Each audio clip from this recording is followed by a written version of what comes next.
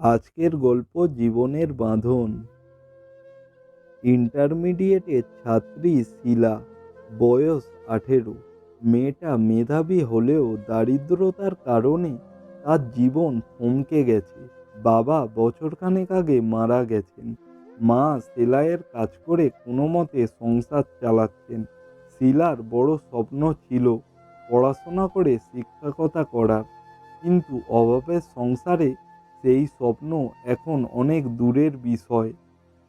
একদিন বাড়ির সামনে দাঁড়িয়ে থাকা শিলাকে দেখে পাশের গ্রামের এক মহিলা দুলিখালা জিজ্ঞেস করলেন, কি শিলা, এভাবে আর কতদিন? তোমার তো এখন বিয়ের বয়স হয়ে গেছে, কোনো ভালো বর পেলে আর দেরি করো না। এটা শুনে শিলা নীরব রইল। সন্ধ্যায় মাকে বিষয়টা জানালে মা বললেন, কি করব বল, তোর পড়াশোনার জন্য খরচ জোগানো আর সম্ভব হচ্ছে না। যদি তুই কারো সংসার করিস তোর কষ্ট কমবে।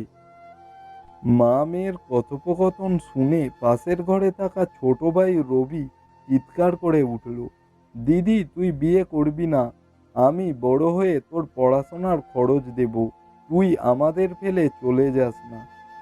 শিলা ছোট ভাইয়ের মাথায় হাত বুলিয়ে শান্ত করার চেষ্টা করল, কিন্তু তার মনের ভেতর অন্য এক যুদ্ধ শুরু হলো। এর পরের দিন সকালে দুলিখালা এসে শিলার মায়ের সঙ্গে কথা বললেন, আমি এক ভদ্রলোকের কথা জানি, বয়স একটু বেশি কিন্তু চরিত্র ভালো, তিনি শিলাকে বিয়ে করতে চান। এদিকে শিলা মুখ কুঁচকে বলল, বয়স কত?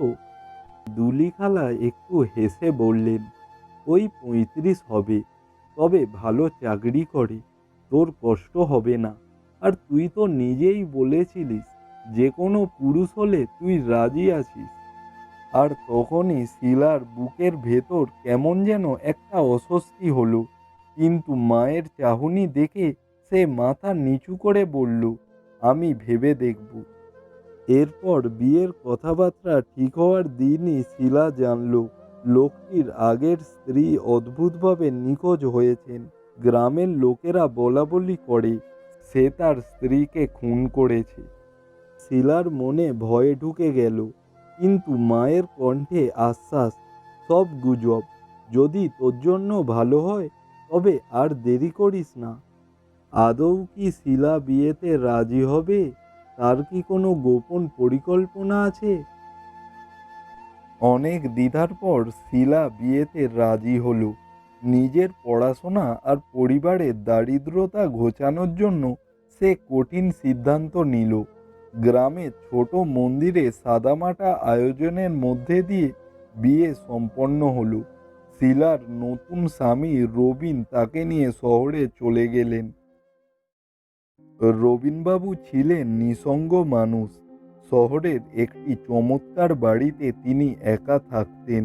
বিয়ের পর প্রথম দিনই শিলাকে বাড়ির সব ঘর ঘুরে দেখালেন, তবে একটি ঘরের সামনে এসে বললেন, এই ঘরটা তালা বন্ধ থাকে, কখনো দরকার হলে আমাকে বলুক, আমি খুলে দেব। এই কথাটা শুনে শিলা অবাক হলেও কিছু বলল না, কিন্তু তার কৌতূহল জেগে উঠল, ঘরটা এতদিন তালাবন্ধ কেন? আর বিয়ের দুদিন পর থেকে শিলার মনে অস্বাভাবিক কিছু অনুভব হতে লাগলো। গভীর রাতে শিলার ঘুম ভেঙে যেত, মনে হতো কেউ যেন ঘরের বাইরে পায়চারি করছে। এক রাতে সে দরজা খুলে দেখল করিডোর পুরো খালি, কিন্তু মেঝেতে ভেজা কাদার দাগ। এর পরের দিন শিলা রবিনকে জিজ্ঞেস করল, আচ্ছা এই বাড়িতে আমাদের ছাড়া আর কেউ আছে? রবিন কিছুটা উদ্বিগ্ন হয়ে বললেন, তোমার কল্পনা শিলা, এসব ভেবে মাথা খারাপ করো না। এদিকে কিন্তু শিলা চুপ করতে পারল না। তার মনে হতে লাগলো এই বাড়ির মধ্যে কোনো অজানা রহস্য লুকিয়ে আছে। একদিন বাড়িতে একা থাকার সময় শিলা তালাবন্ধ ঘরের সামনে এসে দাঁড়ালো। দরজার ফাঁক দিয়ে ভেতরে তাকিয়ে দেখতে চেষ্টা করলো। ভেতরে অন্ধকার, তবে একটা অদ্ভুত গন্ধ আসছিল। সে চাবি খুঁজতে শুরু করলো। রবিনের রুমে একটা আলমারি খুলতেই সে চাবিটা পেয়ে গেল। তালা খুলে দরজা ঠেলে ভেতরে ঢুকতেই শিলা হতভম্ব হয়ে গেল। এই ঘরের ভেতরে ছিল রবিনের প্রথম স্ত্রীর অনেক ছবি, তার ব্যবহার করা জিনিসপত্র, এমনকি তার রক্তমাখা শাড়ি। শিলার হাত পা কাঁপতে লাগলো। এই ঘরে যেন কোনো এক ভয়ঙ্কর অতীত বন্দী। তখনই রবিন পিছন থেকে এসে দরজার সামনে দাঁড়ালো। তার চোখে ছিল অদ্ভুত এক দৃষ্টি। তিনি বললেন, তোমাকে এই ঘরে ঢুকতে কে বলল? এদিকে শিলার মুখ দিয়ে কোনো কথা বের হলো না। রবিন ধীরে ধীরে ঘরের ভেতরে ঢুকে দরজা বন্ধ করে দিলেন। রবিন ঘরের দরজা বন্ধ করে ভেতরে ঢুকতেই শিলার শরীর জুড়ে ঠান্ডা স্রোত বয়ে গেল। তার চোখ মুখে ভয় স্পষ্ট। রবিনের চোখ দুটো তখন যেন অন্যরকম লাগছিল, গভীর, ঠান্ডা আর অদ্ভুতভাবে খোলা। আমাকে তুমি অবিশ্বাস করছো শিলা? এই ঘরে ঢুকে তুমি একটা বড় ভুল করেছো, রবিন ঠান্ডা স্বরে বললেন। শিলা কোনো রকমে বলল, আমি তো শুধু জানতে চেয়েছিলাম এ ঘরে এত কিছু কেন লুকিয়ে রাখা হয়েছে, আর এই রক্তমাখা শাড়ি, এইগুলো কিসের?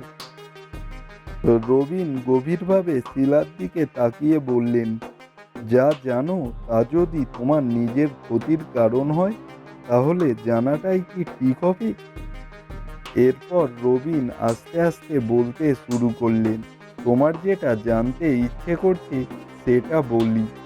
আমার প্রথম স্ত্রী নন্দিতা, আমি তাকে অনেক ভালোবাসতাম, কিন্তু তার লোভ ছিল অনেক। সে আমাকে ভালোবাসতো না, আমার টাকার পেছনে পড়ে আমাকে বিয়ে করেছিল। এরপর রবিন আরও অনেক কিছু বললেন। একদিন আমি জানতে পারি সে অন্য একজনের সঙ্গে সম্পর্কে জড়িয়ে পড়েছে। আমি তাকে বোঝানোর চেষ্টা করলাম, কিন্তু সে পাত্তা দিল না। সে একদিন হঠাৎ করে বাড়ি ছেড়ে চলে গেল। এদিকে শিলা তবুও সন্দেহ ভাঙাতে পারল না। সে বলল, তাহলে এই জিনিসপত্র আর রক্তমাখা শাড়ি এখানে কেন? এটা শুনে রবিন হেসে বললেন, সেটা জানতে চাও? সে চলে যাওয়ার আগে বড় ঝগড়া হয়েছিল।